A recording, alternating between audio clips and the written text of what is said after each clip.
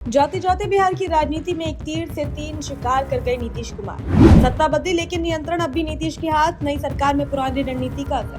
Bhumihar card खेल, सादा स्वर्ण समीकरण, तेजस्वी के वोट बैंक पर होगा सीधा वार।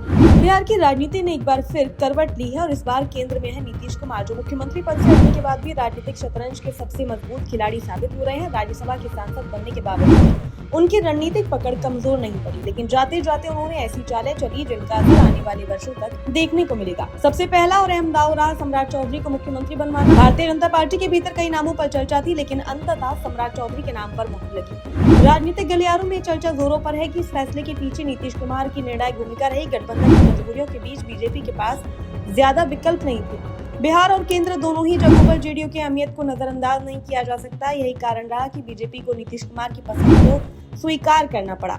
सम्राट चौधरी का मुख्यमंत्री बनना केवल एक व्यक्ति का उत्थान नहीं, बल्कि एक सामाजिक समीकरण का परिणाम है। बिहार की राजनीति में लंबे समय से लवकुश यानी कुर्मी और कुशवाहा कोयरी समीकरण की चर्चा होती रही है। नीतीश कुमार खुद इस समीकरण के प्रमुख चेहरे रहे हैं और जाते जाते उन्होंने इसी सामाजिक आधार को आगे बढ़ाने का काम किया। ये कदम न केवल सत्ता संतुलन को बनाए रखने का प्रयास है, बल्कि भविष्य की राजनीति के लिए एक मजबूत आधार भी तैयार करता है। नीतीश कुमार की दूसरी बड़ी चाल रही दो उप मुख्यमंत्रियों को नियुक्त करना। विजेंद्र यादव और विजय कुमार चौधरी को मुख्यमंत्री बनाकर उन्होंने जातीय संतुलन का एक नया मॉडल पेश किया। एक और यादव समुदाय से विजेंद्र यादव को जिम्मेदारी दी गई, वहीं दूसरी ओर भूमिहार समाज से विजय कुमार चौधरी को स्थान देकर स्वर्ण बल को साधने की कोशिश की गई।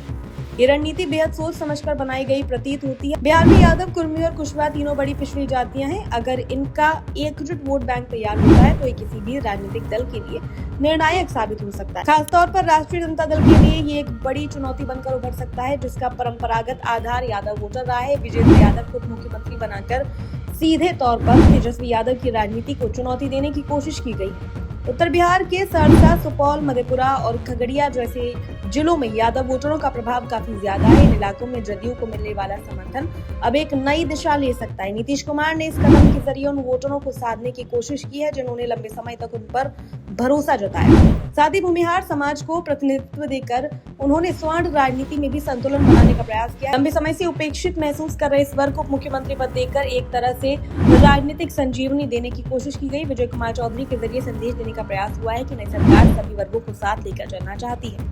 हालांकि इस पूरी रणनीति में एक बड़ी कमी भी साफ नजर आती है, अति पिछड़ा वर्ग की अनदेखी। ये वही वर्ग है जिसे नीतीश कुमार ने अपने राजनीतिक करियर में मजबूत आधार बनाया। पंचायत स्तर से लेकर विधानसभा तक इस वर्ग ने हमेशा उनका साथ दिया, लेकिन नई सरकार ने इस वर्ग को कोई बड़ा प्रतिनिधित्व नहीं मिलना कई सवाल खड़े करता है। राजनीतिक विश्लेषकों का मानना था कि नीतीश कुमार जाते जाते अति पिछड़ा वर्ग से किसी नेता को मुख्यमंत्री और उप मुख्यमंत्री बना सकते हैं, लेकिन ऐसा नहीं हुआ। इससे इस वर्ग में मायूसी देखी जा रही है, खासतौर पर तब जब विपक्ष ने भी इस मुद्दे को जोर शोर से उठाया था।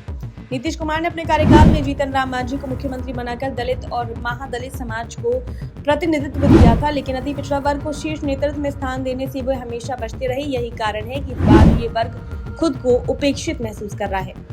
अब सवाल यह है कि क्या नीतीश कुमार की रणनीति भविष्य में सफल होगी? क्या ये नया सामाजिक समीकरण बिहार की राजनीति को नई दिशा देगा या फिर ये कदम उल्टा पड़ सकता है? फिलहाल इतना तय है कि नीतीश कुमार ने सत्ता से हटने के बावजूद अपनी राजनीतिक पकड़ ढीली नहीं होने दी है। उन्होंने ये साबित कर दिया कि वह केवल एक नेता नहीं बल्कि एक कुशल रणनीतिकार भी है। अब नजरें इस बात पर टिकी हैं कि मुख्यमंत्री सम्राट चौधरी और बीजेपी इस साई से कब तक बाहर निकल पाते हैं और अपनी स्वतंत्र पहचान बना पाते हैं। बिहार की राजनीति में नया अध्याय कई संभावनाओं और चुनौतियों के साथ शुरू हुआ है। आने वाला समय ही बताएगा कि ये प्रयोग कितना सफल होता है और किसके लिए फायदे का सौदा साबित होता है।